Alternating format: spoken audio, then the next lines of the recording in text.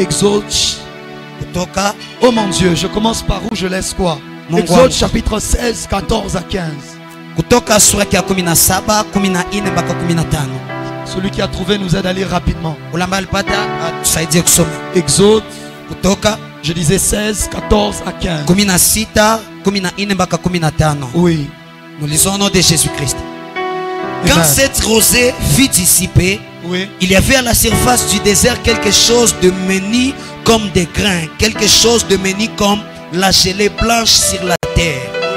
Les enfants d'Israël regardèrent et ils se dirent l'un à l'autre, oui, qu'est-ce que c'est là? Qu'est-ce que c'est là? Car ils ne savaient pas ce que c'était. Ils ne savaient pas ce que c'était. Moïse leur dit, c'est le pain que l'Éternel vous donne. Dis avec moi, c'est le pain. Dis avec moi, c'est le pain. Prenez avec moi Genèse chapitre 22. Avant Genèse, revenons d'abord dans Exode 12. Exode 12, 39.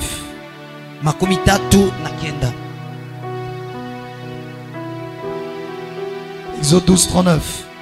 Gédéon, aide-nous à lire rapidement. Ils firent des gâteaux cuits, oui, sans levain, avec la pâte qu'ils avaient emportée d'Égypte et qui n'était pas levée. Oui. Car ils avaient été chassés d'Égypte sans pouvoir tarder et sans prendre les provisions avec eux.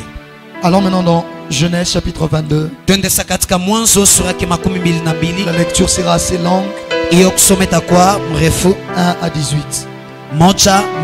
Genèse 22. 1 à 18. Je verrai si je pourrai sauter. Après ces choses, Dieu mit Abraham à l'épreuve et lui dit, Abraham, Abraham, il répondit, me voici. Dieu dit, prends ton fils, ton unique, celui que tu aimes, Isaac, va-t'en au pays de Morija et là offre-le en holocauste sur l'une des montagnes que je te dirai. Abraham se leva de bon matin, cela son âne et prit avec lui 2 serviteurs et son fils Isaac. Il fondit le bois pour l'holocauste. Il partit pour aller au lieu que Dieu lui avait dit. Le 3e jour, Abraham leva les yeux et vit le lieu de loin. Abraham dit à ses serviteurs, restez ici avec l'âne, moi et le jeune homme, nous irons jusque là pour adorer et nous reviendrons auprès de vous. Abraham prit le bois pour l'holocauste, le chargea sur son fils Isaac et porta dans sa main le feu et le couteau. Ils marchèrent tous deux ensemble. Alors Isaac parla à Abraham son père et dit, mon père. Il répondit, me voici, mon fils. Isaac reprit, voici le feu et le bois, mais où est l'agneau pour l'holocauste?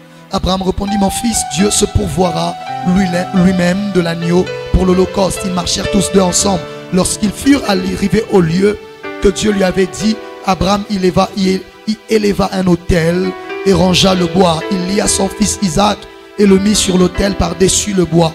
Puis Abraham étendit la main et prit le couteau pour égorger son fils. Alors l'ange de l'Éternel l'appela des cieux et dit, Abraham, Abraham. Et il répondit, me voici. L'ange dit, n'avance pas ta main sur l'enfant et ne lui fais rien, car je sais maintenant que tu crains Dieu et que tu ne m'as pas refusé ton fils, ton unique. Abraham leva les yeux et vit derrière lui un bélier retenu dans un bois par les cornes. Et Abraham alla prendre le bélier et l'offrit en holocauste à la place de son fils Isaac. Abraham donna à ce nom le lieu nom de Jéhovah-Jireh. C'est pourquoi l'on dit aujourd'hui, à la montagne de l'Éternel il sera pourvu. L'ange de l'Éternel appela une seconde fois Abraham des cieux et dit, je le jure par moi-même. Ça devient très intéressant. Je le jure par moi-même. Parole de l'Éternel, parce que tu as fait cela et que tu n'as pas refusé ton fils, ton unique, je te bénirai et je multiplierai ta postérité comme les étoiles du ciel et comme le sable qui est au bord de la mer. Et ta postérité possédera les portes de ses ennemis. Je prie que tu possèdes la porte de tes ennemis. Je disais, je prie que tu possèdes la porte de tes ennemis. Toutes les nations de la terre seront bénies en ta postérité parce que tu as obéi à ma voix. Abraham étant retourné vers ses serviteurs, ils se levèrent et s'en allèrent ensemble à Beersheba, car Abraham demeurait à Beersheba. Après ces choses, on fit à Abraham un rapport en disant, voici Milca a aussi enfanté des fils à Nachor ton frère. Est-ce qu'on peut acclamer la parole du Seigneur? Acclame bien la parole de Dieu. Ce n'est pas la parole du prophète Ézéchiel. Tu peux t'asseoir rapidement. Je vais essayer de transformer ma prédication en exhortation à cause du temps. Mais de te donner ce qu'il te faut pour ce soir, selon que le Seigneur le permettra. Le dimanche passé, j'ai commencé un message formidable. J'étais en train de prêcher sur la boussole surnaturelle, en parlant du peuple d'Israël qui entre dans le désert en n'ayant aucune orientation. Personne d'entre eux ne connaissait quelle était la direction à emprunter pour arriver à Canaan. Même Moïse qui les a fait sortir d'Égypte n'avait jamais été à Canaan. Pendant tout le temps qu'il a passé hors d'Égypte, il était à Madian. Le seul lieu où il était capable de les emmener, c'était peut-être à Madian. Comment aller à Canaan alors que personne d'entre nous ne connaît où ça se trouve? C'est là que Dieu fait intervenir une boussole surnaturelle au-dessus de leur tête. La Bible me dit que la nuée ne les quittait pas, mais que pendant le jour c'était une colonne de nuée, et que pendant la nuit c'était une colonne de feu, de telle sorte que cette colonne pour eux était devenue comme une boussole surnaturelle qui leur montrait le chemin par lequel ils devaient passer. Parce que la colonne n'était pas seulement au-dessus d'eux, mais au-devant d'eux. Mais la colonne ne servait pas qu'à leur indiquer le chemin, mais la colonne servait aussi à deux autres choses. La deuxième, c'était de les protéger à cause de la chaleur et du froid du désert. Voilà pourquoi la journée, dans un désert où il fait très chaud, la colonne était une colonne de nuée, comme pour dire un nuage, pour empêcher à la chaleur de les brûler. Ils ont vécu dans le désert sans sentir la chaleur. Je prie et je déclare que tu vivras dans le désert comme tout le monde. Tu vivras dans la crise comme tout le monde. Mais cela ne t'affectera pas toi. La crise ne t'affectera pas. La chaleur ne t'affectera pas. Parce que la colonne de nuée couvrira ta tête. Tu peux être dans un pays où il y a la crise, où le PIB est très bas, où la croissance économique est en baisse, mais tu n'es point affecté par cela. Parce qu'au milieu du désert, toi au-dessus de ta tête se trouve la nuée. Et la nuit, à cause du froid dans le désert, ce qu'on appelle l'effet de serre. Parce que l'azote qui est libéré doit être le même azote qui doit rentrer. S'il a fait très chaud la journée, il doit faire très froid la nuit. Et dans le désert, il fait très froid la nuit. Et la colonne n'était plus une colonne de nuée, parce qu'il n'avait plus besoin d'une nuée. Sinon ça augmenterait le froid. Mais la colonne devenait une colonne de feu, afin de faire deux choses. Non simplement de les éclairer pendant la nuit, mais aussi de les réchauffer à cause du froid de la nuit. Voilà pourquoi lorsqu'il a rencontré Moïse à Horeb, il lui a dit: je suis celui qui suis. Comme pour dire dans notre traduction, je serai celui qui sera. Ou encore, je deviendrai celui qu'il faut que je devienne. Selon chaque contexte dans lequel tu te retrouveras. Dieu ne gardera pas la forme d'hier, mais il s'adaptera selon le besoin de maintenant. La journée, tu avais besoin d'un nuage. La nuit, tu n'as plus besoin de Dieu comme un nuage. Tu as besoin de Dieu comme un feu. feu. Notre Dieu est un Dieu qui maîtrise le principe de la mise à jour. Je disais, notre Dieu est un Dieu qui maîtrise le principe de la mise à jour. Lorsqu'on fabrique un antivirus, c'est pour combattre les virus d'hier. Mais pendant que l'antivirus est fabriqué, il y a des virus plus puissants qui sont créés. Alors le fabricant de l'antivirus fait quoi? Parce que son antivirus devient incapable de combattre les virus de demain. Alors il améliore l'antivirus. Et il te demande toi de mettre l'antivirus à jour. Parce que le combat est devenu différent.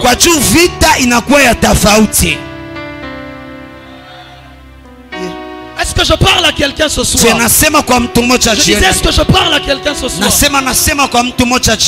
Quelqu'un dit, mais le prophète souvent dans ses prédications a beaucoup de science. Je suis maths physicien et informaticien. Dis avec moi, avance, prophète, et j'avance. Et donc dans la journée, j'ai besoin de la colonne. J'ai besoin de la nuée. Mais la nuit, il me faut le feu. Je te déclare et je décrète maintenant que le Dieu qui t'a délivré hier, si aujourd'hui ce n'est plus de la délivrance dont tu as besoin, mais de la provision ou de la guérison, il deviendra pour toi le guérisseur. Celui qui me donne le plus grand amen, que Dieu le fasse. Amen. Mais le problème d'Israël n'était pas qu'un problème de boussole. Avant de commencer la troisième chose, je disais c'était le rythme. La nuée déterminait le rythme avec lequel ils avançaient. Quand ils s'arrêtaient, ils s'arrêtaient aussi. Je n'ai pas le temps. Le problème donc d'Israël n'était pas que la direction. Ce n'était pas simplement le problème, le fait qu'ils ne connaissaient pas où ils allaient. Mais ils avaient un problème encore plus grand. C'est que même si je ne connais pas où je vais, comment survivre au moins là où je suis? Il n'avait pas qu'un problème de direction. Ils avaient aussi un problème de provision et d'alimentation. Voilà pourquoi dans Exode 12:39, on est en train de nous rappeler qu'ils ont quitté très rapidement d'Égypte. Ils n'ont pas pris de provision. Ils avaient à peine un peu de farine qui s'est terminé directement. Et au milieu du désert, pendant 40 ans, comment se nourrir? Il n'y a pas d'eau, il n'y a pas moyen de cultiver. Parce que nous sommes en train de nous déplacer. Je peux cultiver lorsque je sais que l'année prochaine je serai là pour récolter. Mais si je ne sais même pas si je serai encore là ou pas, comment cultiver? Je suis sûr qu'il y a quelqu'un qui avait essayé peut-être de cultiver. Parce qu'il y a quand même des oasis dans les déserts. Il a essayé un peu. Mais juste quelques temps avant la récolte, la nuée s'est levée. Et il fallait partir et laisser tout ce que tu avais planté.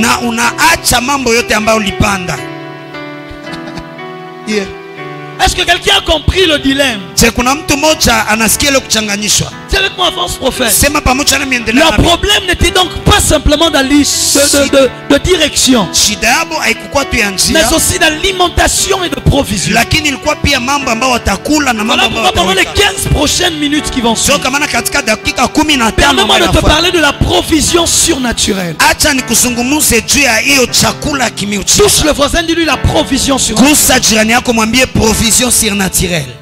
Lorsque tu es dans le désert, la boussole qui t'a indiqué le chemin, qui t'a protégé, n'a pourtant pas fini de résoudre tous tes besoins. Mais tu as besoin de quelque chose d'autre. C'est une providence divine qui va te permettre de survivre dans le désert.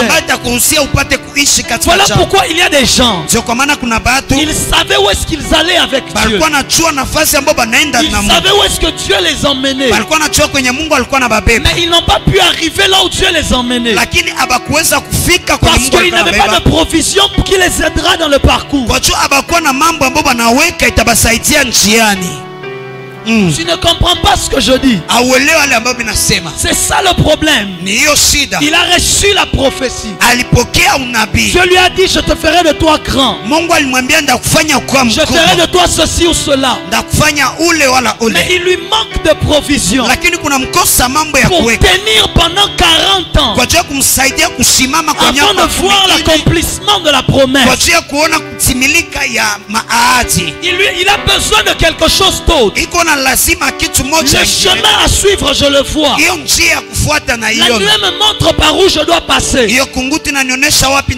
la force commence à manquer à mes membres. Il me manque de beaucoup de choses pour arriver là où je dois aller. J'ai aussi besoin de me nourrir. J'ai aussi besoin de ne pas avoir faim. Comment est-ce que je vais avancer avec la faim? Le problème d'Israël était judicieux. C'était normal. Ils avaient faim. Ils avaient soif. On connaît le chemin, c'est bien. Mais où est la nourriture pour marcher?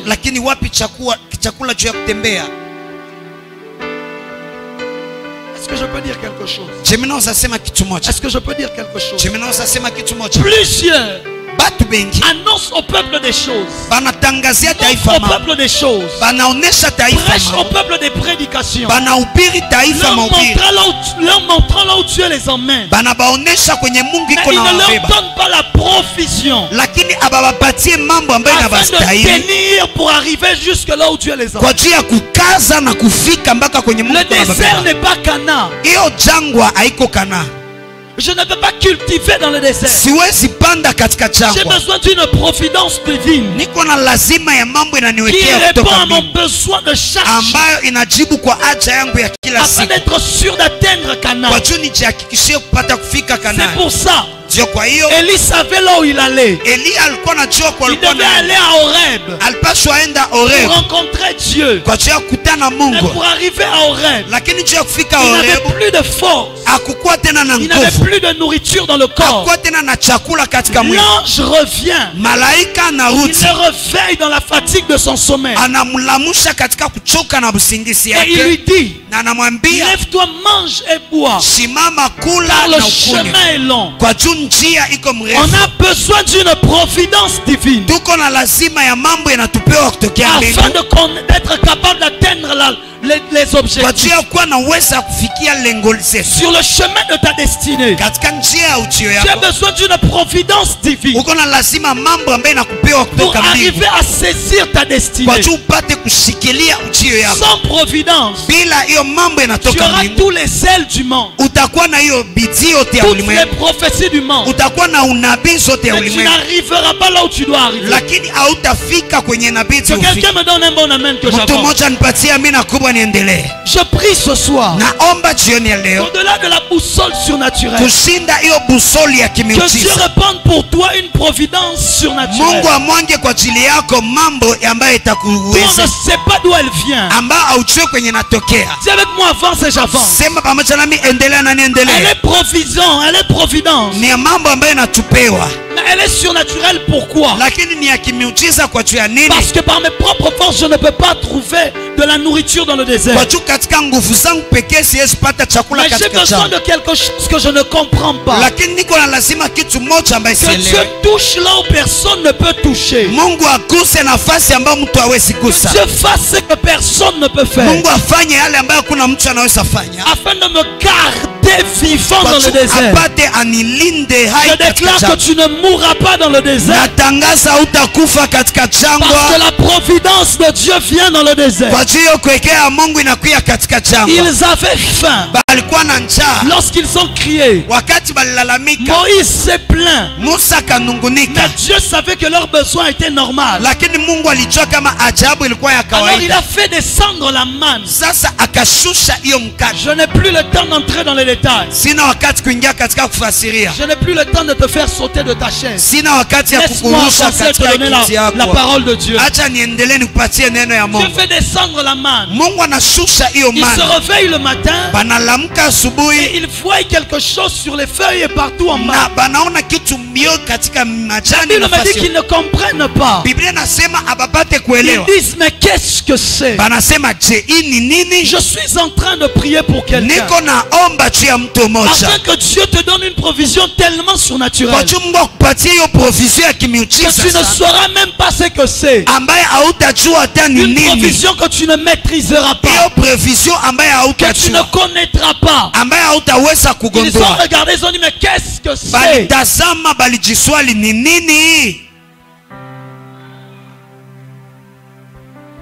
Avec moi, avance prophète.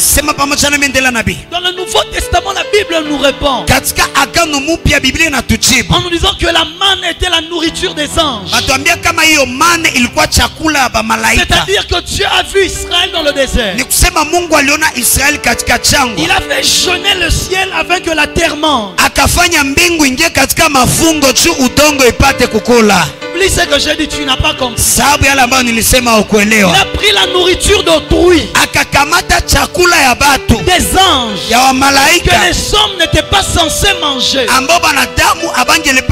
à cause du contexte dans lequel ils étaient, à situation désespérée, solution désespérée. À situation compliquée, solution compliquée. Dieu dit normalement ce n'est pas pour eux, mais à cause du contexte, laisse-moi prendre la nourriture des anges et les donner aux hommes afin qu'ils mangent. J'aimerais dire à quelqu'un ce soir, tu es capable de prendre ce qui est aux anges et de te le donner. De sorte que ta providence n'est plus naturelle, mais elle devient surnaturelle. Je ne te parle pas d'abord du fait de travailler, d'avoir un salaire. Cette providence est naturelle, mais je te parle d'une providence surnaturelle où tu prends ce qui est du spirituel et le fait entrer dans le physique, parce que ton besoin est urgent. Dieu a réfléchi. Il a dit, s'il faut que je commence à changer le climat et que le désert, il commence à pleuvoir dans le désert, et qu'il commence à planter des arbres, et que les arbres commencent à grandir, et qu'il commence finalement à profiter de ces défis, ça va prendre du temps. Ils seront déjà morts. Solution surnaturelle. Il a dit aux anges, prenez un peu de votre nourriture et allez le donner à ces gens-là, parce qu'ils ne peuvent pas mourir. Je prophétise, je déclare, tu mangeras un repas céleste. Écoute. Même si l'argent manque, c'est écrit, le ciel est pavé d'or. Que Dieu enlève même un carreau. Yes. Je ne sais pas à qui je parle ce soir. Que Dieu enlève même un carreau.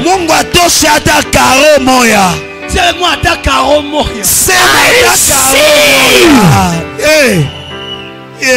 La Bible me dit qu'il y a toutes sortes de pierres précieuses qui partent. Que Dieu enlève même une pierre seulement. Les gens ne vont pas comprendre ça vient d'où. Toi tu sauras que ça vient du ciel. Mais ça sera tellement surnaturel. Toi-même au début tu ne comprendras pas. Dieu va te prendre en charge d'une manière que tu ne connais pas. L'homme de Dieu tient le sport un jour. Il est en train de préparer une croisade. Mais il n'avait pas d'argent. Les choses manquaient. Il est entré en prière. Il est entré en prière. Dieu a dit. Dieu s'est certainement dit. Il faut que je commence à toucher le cœur de quelqu'un pour venir lui donner l'argent. Ça sera long. Qu'est-ce qui s'est passé ce jour? Lorsqu'il priait, l'argent a commencé à tomber de son plafond. Je parle d'une provision surnaturelle. Je parle d'une providence surnaturelle. Le Dieu qui a fait les lois est au-dessus de la loi. Les gens aiment dire toute autorité vient de Dieu contre sera puni et ceci sera. N'est-il pas le Dieu qui a établi la pesanteur afin que tout ce qui monte doit descendre? Ce jour-là en Galilée, il est monté devant leurs yeux. N'est-il pas le Dieu qui a établi la loi que lorsque tu es sur l'eau, tu dois te noyer? Pourquoi est-ce que ce jour-là, il se retrouve en train de marcher sur les eaux? N'est-il pas le Dieu qui a établi les lois et qui les a violées lui-même? Dis avec moi, avance prophète. N'est-il pas le Dieu qui a établi le soleil pour se lever, pour se coucher? Pourquoi il exauce la prière d'un Josué qui arrête le soleil? Je parlais d'un problème avec quelques petits billets de banque. Au voisin Toka. Ton voisin dit lui Toka. Je parle de providence surnaturelle. Le Dieu de la Bible ne consultera pas la vie des hommes. Lorsqu'il décidera de te visiter. La Bible me dit que ce jour-là, il était dans la synagogue, il a vu une femme qui était courbée. Il est allé, il l'a guéri. Les gens disent mais il ne peut pas le guérir parce que c'est le jour du sabbat. Il a dit finalement le sabbat, est-ce qu'il m'est permis de faire du bien ou du mal? Dieu ne demandera pas la vie des hommes. Afin de te donner la provision surnaturelle. Dis avec moi, avance prophète. Je parle à quelqu'un ce soir. C'est-à-dire que Dieu va briser les lois de la nature afin de te donner ce qu'il doit te donner. Depuis quand le vent peut emmener la viande? Yes. Le vent. Donc on est seulement dans la salle, il souffle un vent. Ouais. Des viandes de chèvre qu'on a déjà découpé dans la charcuterie. Ce n'était pas des chèvres qui tombaient du ciel. Ce n'était pas des moutons qui tombaient du ciel. C'était déjà bien découpé dans la charcuterie. J'aimerais te dire, ton Dieu n'est pas désorganisé, il est bien organisé. Ton miracle arrivera vers toi fini. Yes, yes, yes. Je le déclare pour un ministère ce soir. Je le déclare pour une famille ce soir. Au nom de Jésus. Ah, je suis en train de dire que le rocher te donnera de l'eau s'il le faut. Yes, parce que ta providence sera surnaturelle. Ceux qui sèment dans cette parole que Dieu commence à bale ambao wanapanda katika hii neno Mungu asaifanye. Mungu asifungua mambo. Même ce qui était plus dur qu'un rocher. Hata ile ambayo ilikuwa kubwa kama vile jiwe. Dieu brise la force du rocher. Mungu brise mamlaka ya jiwe. Surnaturellement. Na katika kimiujiza. Il te donne de l'argent. Akupatie pesa. Je reçois. Dis avec moi, avance et j'avance. Dis avec moi, avance et j'avance. Avance, prophète. Mais ce que Israël expérimente, c'était pas la provision. C'était la providence. Ilikuwa providence. Je m'explique. Une provision, elle sert aujourd'hui et je peux garder ça autant que j'ai besoin.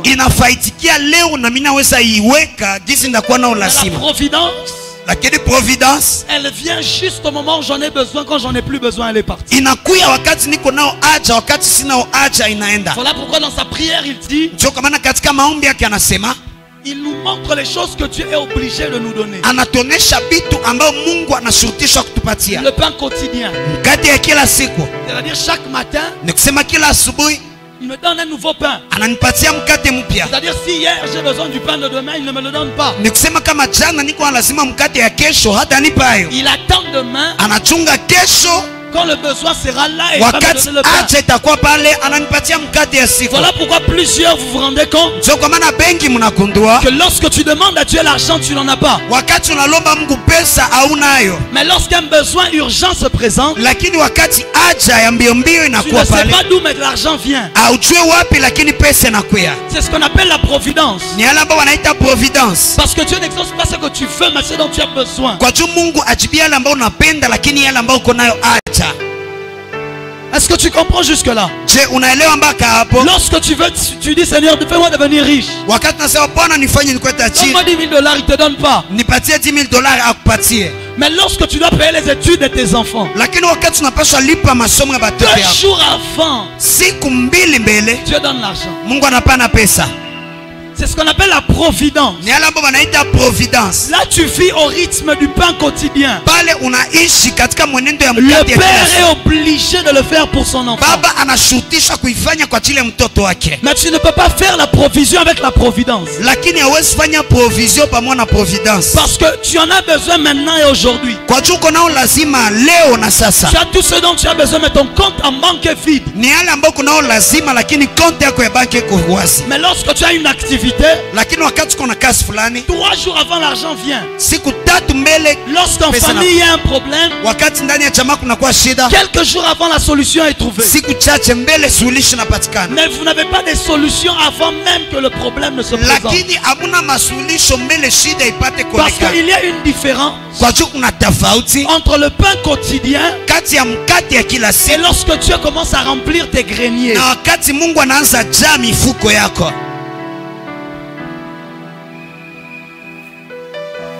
Avance, prophète. Le temps est passé. Je continue dimanche prochain. Je continue dimanche prochain. Je continue dimanche prochain, n'est-ce pas? Je prie. Je déclare et je décrète que Dieu te fasse goûter à la providence. Que jamais tu ne sois dans un besoin et que tu ne voies pas la solution. Que jamais tu n'entres dans un cas compliqué et tu ne vois pas de solution.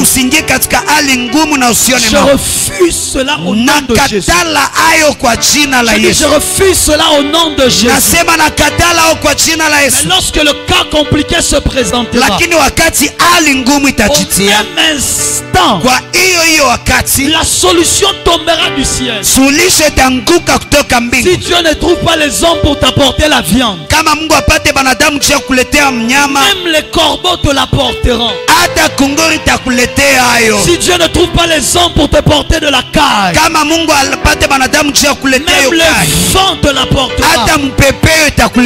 Si Dieu ne trouve pas quelqu'un pour te donner un gobelet d'eau, Même le rocher te le donnera. Je prie qu'une providence surnaturelle soit active. Tu arrêteras de compter sur les hommes. Parce que tu sais c'est vrai. Dieu passe par les hommes pour visiter les hommes. Mais Dieu peut aussi passer par lui-même pour me visiter. Je déclare et je décrète que tu ne vas plus vivre sous un rythme naturel. Mais que tu commences à vivre sous un rythme surnaturel. J'active le surnaturel dans la vie de quelqu'un. Les genoux étaient à terre pour toi encore et encore. Afin d'activer la providence surnaturelle. Lorsque même un besoin compliqué se présentera, qu'il n'y aura rien, la solution viendra. L'un de mes fils un jour me belle. Il me dit papa, on veut arrêter mon père. On l'accuse d'un problème de $10,000. S'il ne paye pas, on l'arrête.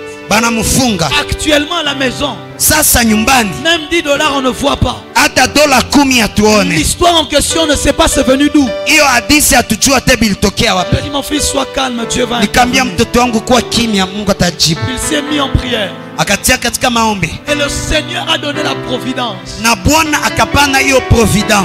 Dieu peut se réveiller un matin et refuser de te donner $10,000. Dieu peut se réveiller un matin et il refuse de te donner $10,000. Mais lorsque le problème vient, tu peux arriver dans une semaine, tu comptes les $1 comme ça ici qu'on a poté à ma 500 francs. Tu manques même 500 francs. Mais que le problème se présente, tu ne comprendras pas d'où ça viendra. Quelqu'un l'a appelé d'un numéro qu'il ne connaissait pas. Il a dit Dieu m'a dit d'appeler ce numéro et de faire un transfert de $10,000. Je ne sais pas pourquoi. Il a dit moi je vais juste obéir à la voix de Dieu. Vous donnez-moi le numéro de compte. Il ne connaissait ni la personne. D'ailleurs je crois que c'était $100,000. Il ne connaissait ni la personne ni le numéro, ni comment. C'est ce qu'on appelle la providence surnaturelle. C'est que lorsque j'en ai besoin, ça vient. Voilà pourquoi les hommes de foi savent. À chaque jour suffit sa peine. Il a dit ne vous inquiétez pas du lendemain. Vous occupez-vous d'aujourd'hui. Le lendemain se chargera de lui-même. Il y a des jours où tu peux être un homme de calcul. Mais il y a des jours où il faut savoir t'abandonner à la providence divine. Je ne sais pas comment ça se fera. Mais je sais que si on arrive seulement demain, la providence va venir. Maintenant aujourd'hui tu ne vois pas l'argent venir. C'est parce que tu n'es pas encore arrivé demain. Tu fais des plans une semaine avant, il n'y a toujours rien. C'est parce que tu n'es pas encore arrivé. Que la date arrive seulement. J'aimerais toujours l'histoire de cet ami. Il devait aller se marier. Tout était déjà préparé. C'est bizarre. Il avait tellement déjà dépensé qu'il lui manquait l'argent de la dot. Avant d'aller, un jour avant rien. 2 jours avant rien. Le jour J le matin rien. Les gens lui demandent tu as déjà l'argent? Il dit oui. Maintenant on y va. Il dit oui. Pas de problème, c'est déjà fait. Tout est déjà là. On dit tu es sûr? Il dit oui oui. J'ai l'enveloppe. Il entre dans la chambre. Il met la chaise devant lui. Il dit à Dieu Seigneur, toi tu sais que moi je n'ai rien. Mais là-bas, on est en train de partir, moi et toi. Lakini kule kwetuko naenda mimi na wewe. Si j'ai honte, on aura honte ensemble. Kama mimi napata haya tutapata haya pamoja. J'aime le dire en lingala, toro kabola soni biso mibali. Napenda kusema katika lingala tutakabula haya shibawili. Donc ça sera pas seulement chez moi. Ni kusema haitakuwa tu kwangu. J'aime bien lorsqu'il me racontait cette histoire. Napenda wakati alikuwa ananiambia hiyo hadithi. Alors qu'il arrive à quelques mètres de la maison. Mbele afike quelques mètres ya nyumba. Il sort de la voiture. Anatoka katika gari. Il est seulement là en train de prier dans le cœur. Iko tu pale kona omba katika Quand moyo. il parle, il est en train de sourire. Banamsimisha kona cheka. Comme si tout va bien. Kama vile mambo teko vizuri. Une parcelle avant la parcelle de la belle famille. Parcelle moja mbele ya kufika kwa parcelle ya belle famille. La providence est tombée. Iyo providence inaanguka. Le téléphone sonne. Simu inalia. Une sœur l'appelle. Dado moja anamuita. Il dit, mais Anamwambia, papa, j'ai entendu dire ceci, cela. nilisikia banasema hivi na Il dit hivi. oui, mais comment je fais pour envoyer mon enveloppe? Sasa namna gani nafanya cha kutuma bahasha yangu? Il a dit, je lui ai dit, tu es où? Nikaambia ni uko wapi? Oh non, je suis de tel côté, c'est loin. Il a dit, le reste est là. Moi, Oh, j'envoie niko ngapi quelqu'un. pale? Baki pale na kutumia mtu mmoja Moi-même, sasa. j'envoie quelqu'un. Toi, reste seulement là où tu es. Mimi pekee natuma mtu, wewe bakia tu pale kwa ufa. Frère, lorsque la providence tombe, Ndugu, wakati providence inaanguka, ne fais pas de fier devant la providence. abafanyake mafiere mbele ya Il providence. faut savoir la saisir. Inabidi kuyua kuishikilia. Il dit, attends là-bas. Asema chunga tu pale. On ne te déplace même pas, moi j'envoie. Usitingizike hata mimi natuma mtu.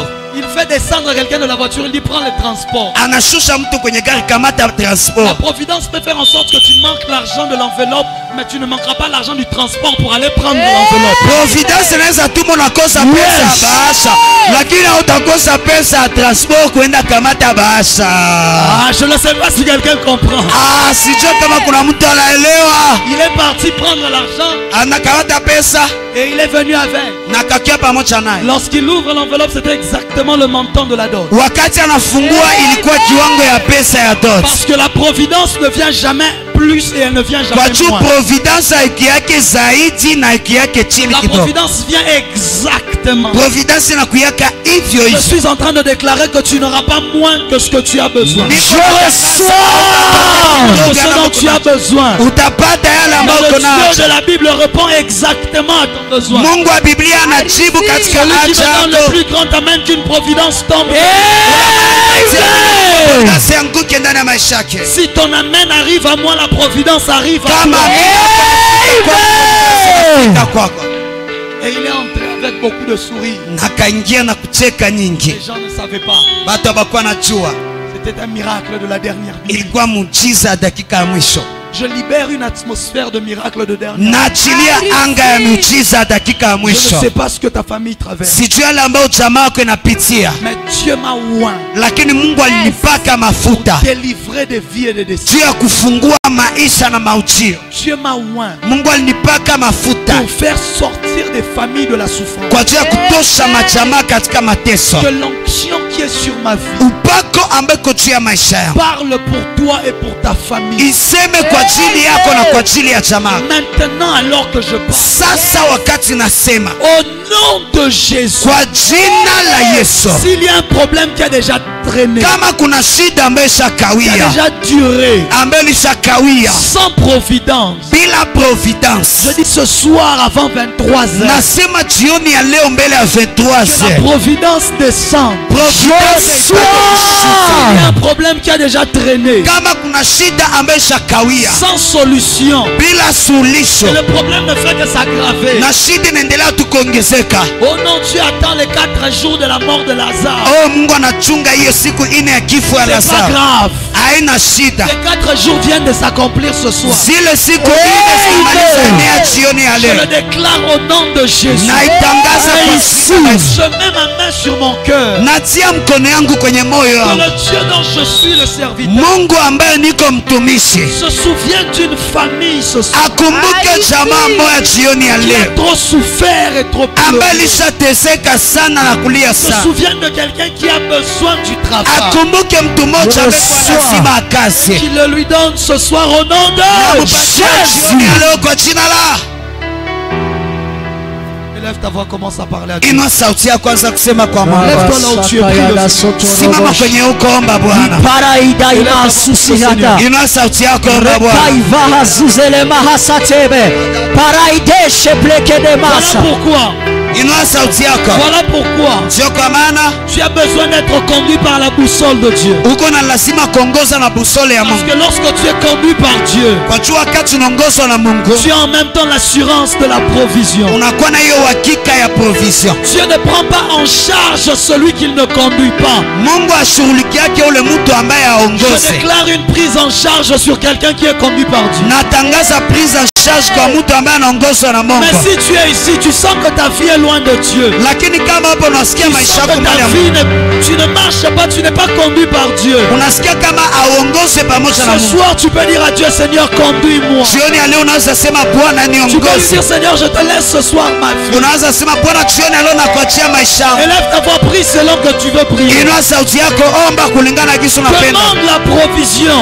Lomba provision. Demande la providence. Lomba providence. Élève la voix, élève la voix, élève la voix. Inua sauti, inua sauti, inua Je ne sauti. t'entends pas, je ne t'entends pas. Sikusikie, sikusikie. Je ne t'entends pas. Sikusikie, sikusikie. Élève la voix, élève la voix. Inua sauti, inua sauti. Élève la voix, élève la voix. Inua sauti, inua sauti.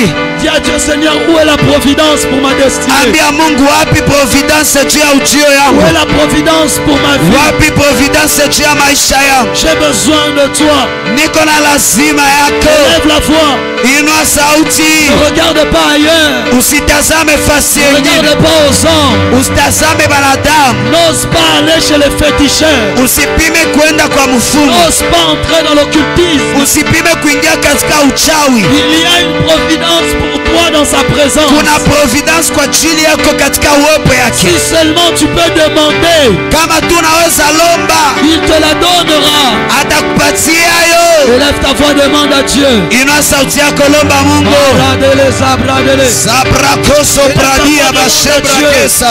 Sema na Mungu, inua sauti. Élève ta voix, Basata yaba. Inua sauti yako, Terebo sema kwa shata Mungu. imataya. Uzuki kaveka yodoso. Lepolele santerema. Yadashe sarama. Lepai kuzizi vahasa. Lekupa imatu kololose. Ishima ito ibadaya. Irekeba siya nasuse. Maripalu kusifa hazada. Chiprigirima ansiteredoso. Chifahasiza rogo. Pranaima tubelebasa. Irabayana sotolomo shaterema. Epaimima tudoso. Irakige kadaranta. Ipoda izivaso. Ramashete imaraso. Lepere kimarikanada. Ididizi didirasha. Lepasa toyobo. Shakarama kaidana sente. Poloroso tolomo. Epaipayana sande. Shaprini mandiridara ike. Roso tolomosa. Kakaito tomosh. Iparoto. Iparoto. Reima ikitiriba. Zotu paigiriashe. Imili mahasaide. Ikunduru kashito. Sheisizi masite. Lezigara keingudusa. Elubriti galifishi. Shidirimi sidalepaya.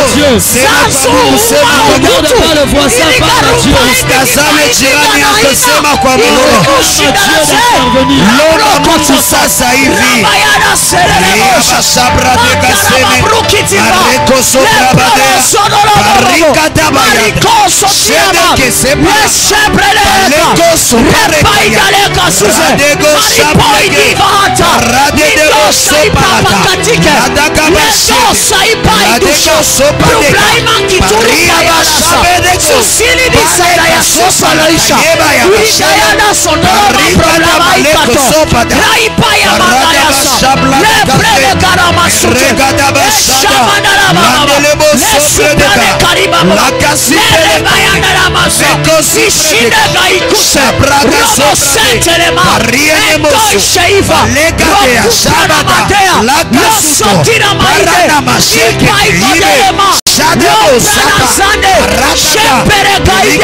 losute itaetekeleka raitashite